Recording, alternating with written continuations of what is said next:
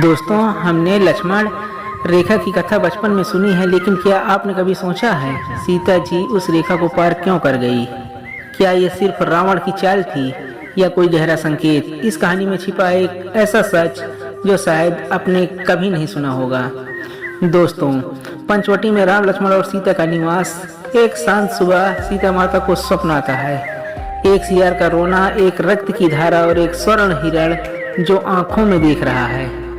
सीता मन में सोचती हैं, ये स्वप्न क्यों बार बार आते हैं? क्या कोई संकट आने वाला है?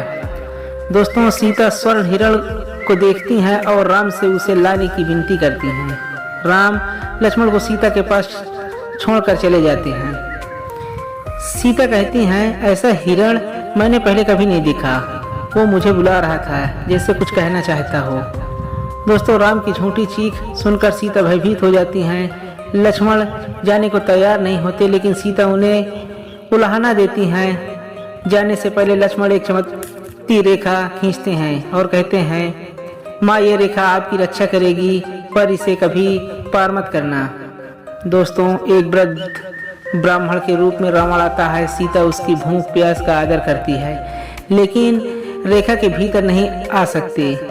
वो आग्रह करता है और यही होता है सबसे बड़ा निर्णय।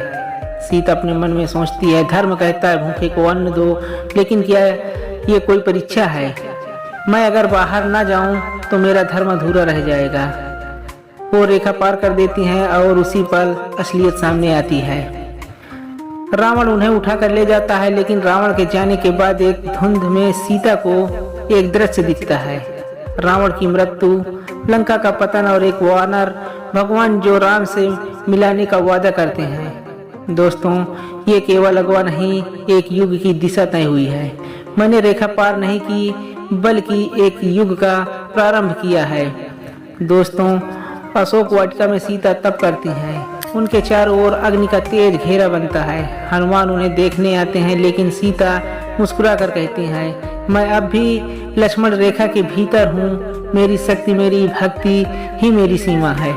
दोस्तों, लक्ष्मण रेखा के केवल एक ही रेखा नहीं थी, वो एक निर्णय था, एक युग की शुरुआत का संकेत। सीता ने जो किया वो परंपरा नहीं तोड़ी, उन्होंने धर्म को नई दिशा दी। दोस्तों, अगर ये कहानी आपको नई दृष्टि देती है तो वीडियो को लाइक करें, रामायण प्रेमियों के साथ शेयर करें और कमेंट करें। कमेंट में जय श्री राम, जय सीताराम, और हाँ, ऐसे ही रहस्यों के लिए चैनल को सब्सक्राइब जरूर करें।